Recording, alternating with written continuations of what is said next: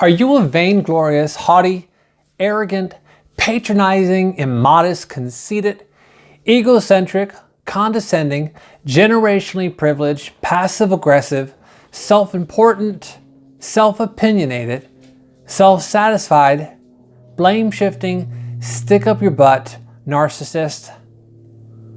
In this book, you'll find out. How does a person get to a point where some or all of these words accurately describe them? Well, it's like keeping clothes from years past in your closet that you'll never wear again. Even though these garments don't fit or are too outdated to wear in public, you can't bring yourself to throw them out, donate them, or repurpose them. In your head, you conclude that you spent too much money on these clothes, or you feel that they have sentimental value. So you hold on to them. You find new places to store them, plus devise new ways to sort and label them. You have organized clothing at least, right? But you won't get rid of your unneeded clothes. So when it comes time to move, for example, your collection of clothing becomes a costly liability. Here's another analogy. Your house is full of items that are unused, packed in boxes, or functionally obsolete, but have memories attached to them. You got this tchotchke on a trip 20 years ago when you were happier. You won this trophy or certificate for coming in second for Spirit Day. It's dusty or yellowed, but something about it reminds you of a teacher who encouraged you, or perhaps a friend who no longer calls you. You'd be better off getting rid of all your stuff, but it's just too hard to let go of the memories and too painful logistically to pick it all up and have someone haul it away.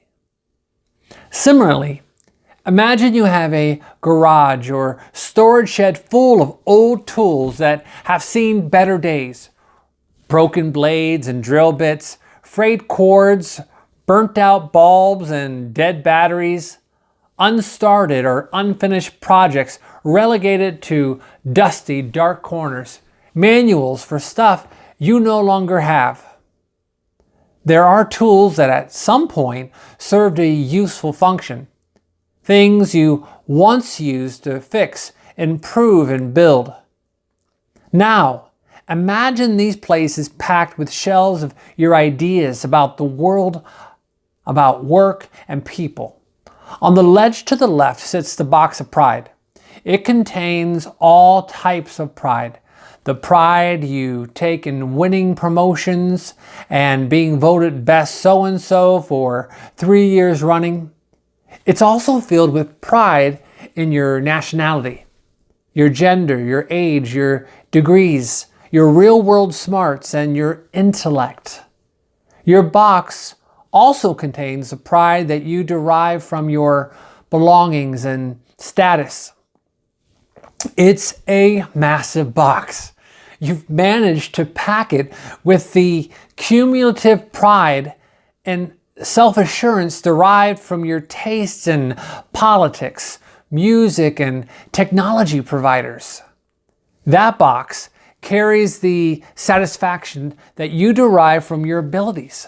Occupational, sports, parenting, pet rearing, artistic, writing, gardening, drink making, cooking, math, negotiation, thriftiness, seductiveness skills, and powers of persuasion.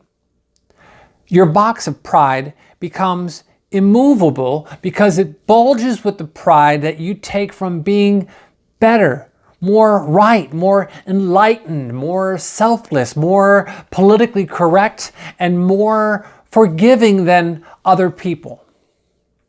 Top your box off with the pride that you take in your more morally correct or less caloric food choices. energy consumption choices or more rational use of technology than others? Are you getting a sense of how massive that box can get? Well, now add more weight. With the pride you take in your diverse abilities also comes the memories of how it feels to be right, to be the problem solver, to be known as the consistent one, the one with their head screwed on straight, the mature one, the creative one, or the one with the answers. No matter how much time passes, the memories of the past make you crave the golden years. You want another hit.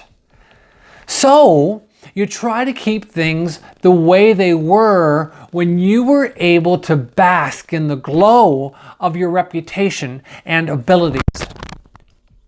You do things in the present to try to get the sense of satisfaction that your abilities gave you back in the day.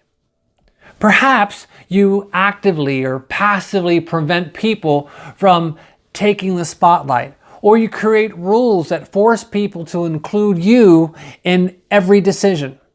You insist on mandates requiring your input, signature, a stamp of approval, creative spin, or royal proclamation. Sometimes your pride creates a yearning for relevance, respect, and reverence. This craving makes you do things like talking about other people behind their back, repeating unsubstantiated claims, or even making stuff up, all to make yourself look good in comparison. Or you look for people to fix, heal, and save, to be seen as loving, kind, and benevolent. You use the role of healer to cloak the feeling of emptiness you experience when you aren't being praised, glorified, and used as an example of what it means to be virtuous. People question your motives. They sense your insincerity, and you dare to wonder why. And that's just one box. In another box on the shelf in your storage shed, you'll find the not me stick.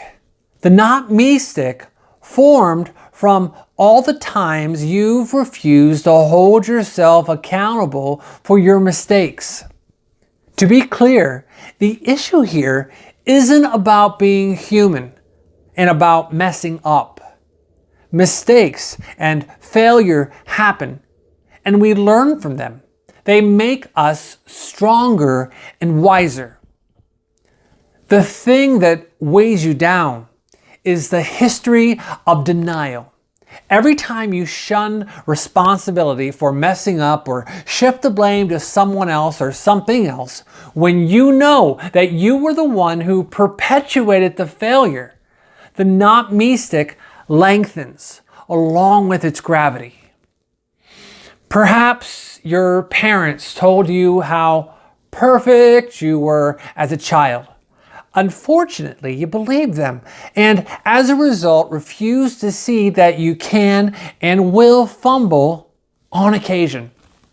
Or maybe you were so punished, so severely in your life for confessing your foibles that you decided that coming clean is not in your best interest. In place of a backbone, you need your stick to prop you up. Your failure or inability to own your mistakes has real-world ramifications. Reset buttons don't exist in the real world, but you can apologize and try to make it right. You can get training, develop systems, or seek out skilled mentors to lower the likelihood of future failure. But in your world, those aren't even options because nothing is ever your fault. Your penchant for pointing fingers at external factors defines you, making you appear cowardly. You live under the delusion of invincibility, and it hurts everyone around you. This weighty box of sticks makes getting stuck likely. It complicates the task of finding people willing to work with you on a team or take direction from you. Now let's shine a light in your storage shed. You're likely to find several boxes next to the Pride and Not Me, each with a unique name. The narcissist box, the stick up your butt box, the conceit box, and so on, until you realize the magnitude of your collection. Now, one box is heavy. It only takes a few boxes to crush you. Do you want your tombstone to read, "Here lies a vainglorious, haughty, arrogant, patronizing, immodest, conceited, egocentric, condescending, generationally privileged, passive-aggressive, self-important, self-opinionated, self-satisfied, blame-shifting, stick-up-your-butt narcissist"? It only takes one long, heavy stick to immobilize you.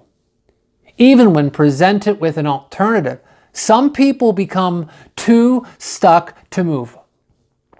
Without self-evaluation, you aren't even aware of how unable to move you've become. Like a scarecrow on a stick in a cornfield, you get impaled by a stick held together by complacency. It's a stick that gets longer as the years go on and you keep justifying the way you do things, how you treat others, and how you perceive the world. You get stuck because you start loving yourself too much and stop seeking out new ideas, alternate ways of doing things in different ways to express yourself.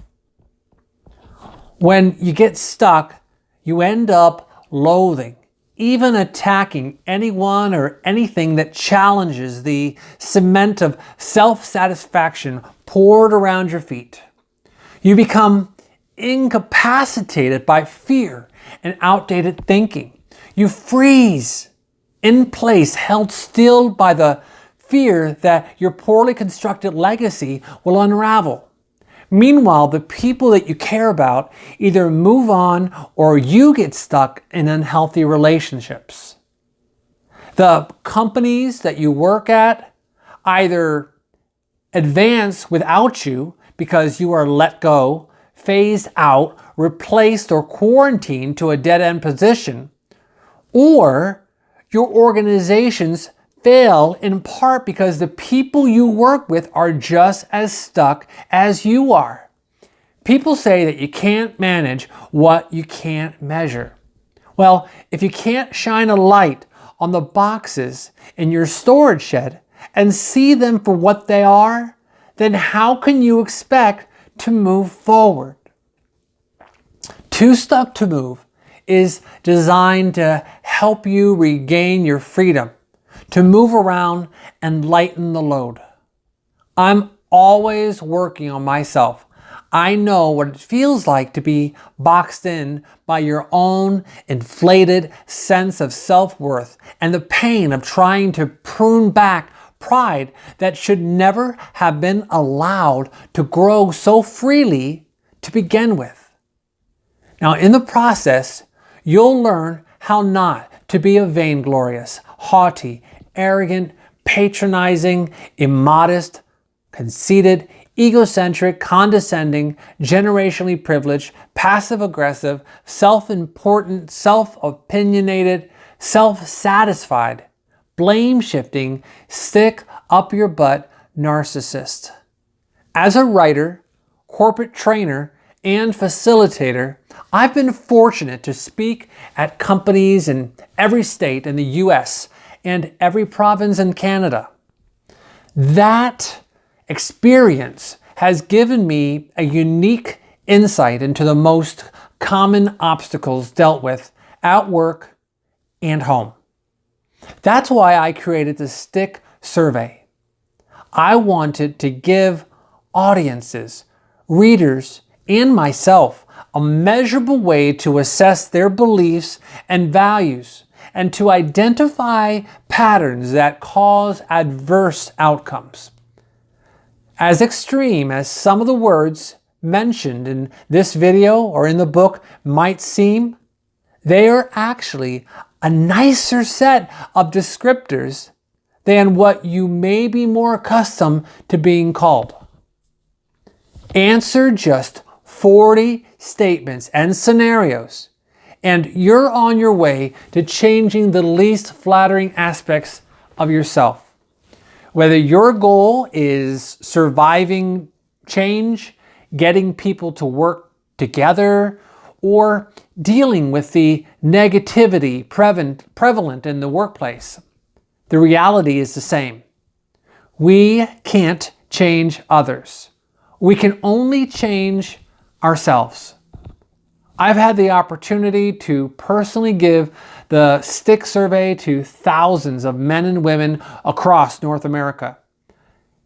I've been able to tweak each item on the survey so that when it's complete, you'll have a good idea of your strengths and weaknesses. The scenarios and statements have been vetted by people in virtually every industry and occupation at every level from frontline staff to executives. The results of this survey are tested and consistent. You'll find the STICK survey extremely useful for personal development and ultimately liberating. Armed with your honest answers and new insights, you'll have a real chance to get unstuck. Use the contents of this book to capture an at-the-moment snapshot of who you are, what you believe, and how those beliefs affect you and your coworkers. Use the ideas found in these pages to engage in the shift in thinking required to free yourself from those boxes and sticks. You don't have to be the scarecrow. That stick need not be your death sentence.